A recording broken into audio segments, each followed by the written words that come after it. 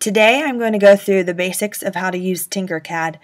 Tinkercad is used to create 3D digital images and turn them into objects ready to be printed in 3D. So if you go to www.tinkercad.com, brings you to this website, and then you're going to want to sign in. If you don't already have an account, you can sign up for free, which is super appealing. So once you sign in, it brings you to this page, and as you can see, I've created something already, and then to create a new design, you just hit create new design, and then that will bring you to this page where the real fun begins. As you can see, there is a work plane, and I like to take the ruler and I like to drag it to the grid, and then you can click it again, and it will line up with both sides of the work plane. Then pretty much you just create stuff. This is a really cool thing you can do with students, because students can just create whatever they want. They can use their imaginations and create really cool stuff.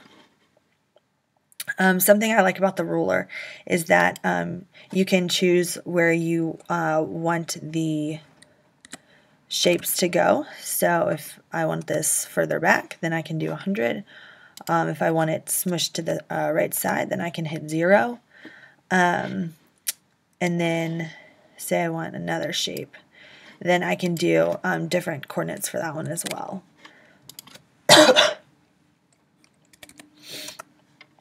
So another neat feature of the Tinkercad program is that you can rotate your view. So you can have it look above, you can go below. You can also go to the side and it will rotate so that you can see the different views in case you need to work something from a different angle. Also, this fits your view to selection. So if I were to hit this button, because I was selected on the cylinder, it auto formats to being able to see that figure more easily. You can also zoom in and zoom out. So I'll do that just for our purposes.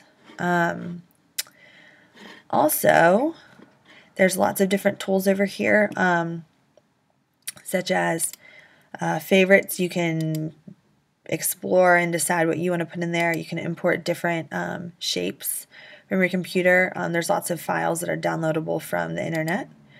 Also, shape generators, lots of different fun shapes. You can also create your own. The helpers includes the ruler and the work plane, two things I think are really important. Also, there's lots of geometric shapes. And if you scroll down, there are things called holes, where you can take these and you can manipulate them to be a hole within a square. So if I wanted a hole out of the middle of this, I could either do that with a cylinder or a square. It doesn't really matter, but I can take it, stick it in here, and it'll create a hole for hold on. So this will ideally create a hole, and then when you go to print, it will not print within that hole, which is really neat.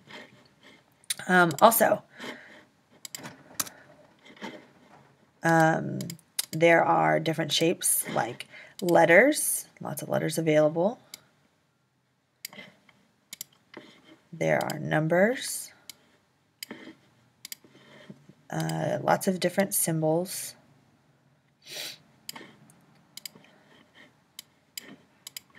And then there's a few extras. So the important thing to consider is that though the letters and numbers and symbols are pretty much already created, it's almost better to just have students use geometric shapes. They can explore different shapes, different angles. If you use them together, what they look like, how you can use holes and create different things.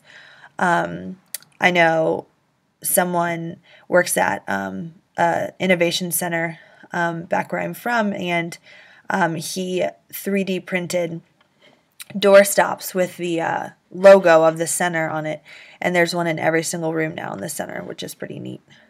So if you go, so something I had created when we had a 3D printing seminar was this net shape. And so as you can see, it has a fun, silly name. I think that's kind of like a fun little aspect of Tinkercad. I'm sure you can change it. I just actually like it. So what we did here was I created a rectangle, and I replicated that rectangle 3 more times, and then I created 2 squares on either end, and because of the grid and the ruler, I was able to make sure that they had the correct width and length. And then I was able to bevel these edges by using the wedge, and I inverted the wedge and then used it as a hole, and then was able to take away these edges so that once they fold it upwards, they create a rectangular prism. Also, something that we did was add a couple of layers underneath. That's just to make sure that the structure is more sturdy and won't just break as soon as you bend the pieces. So I did some exploring on the internet, and I looked up Tinkercad, and I found some really cool stuff. Here there's an airplane, which could be really cool to, figure out aerodynamics and why certain things fly better than others, and if weight matters and what angles and all that fun stuff that goes into flying a plane. Furthermore, there are lots of educational uses, so students could use these as manipulatives within the classroom. And someone told me that it was actually really useful in their classroom because they had a visually impaired student who really benefited from having the manipulatives and being able to actually touch and feel them so that they could better imagine what was going on, which is really neat. So I'm going to look up some more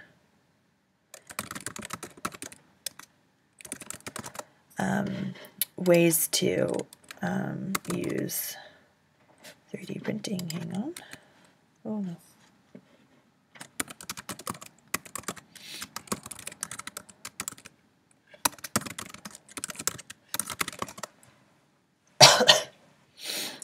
So here it looks like students have been creating different shapes, different angles, and it doesn't look like there's anything right off the bat that is super quote-unquote useful within the classroom just by standards of the shapes that we see in lots of our geometry classes and when we graph stuff. But what's important to consider here is that students are exploring new ideas.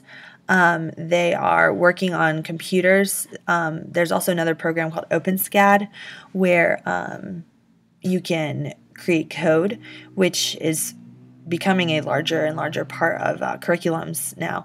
And so it's super useful for students in their future.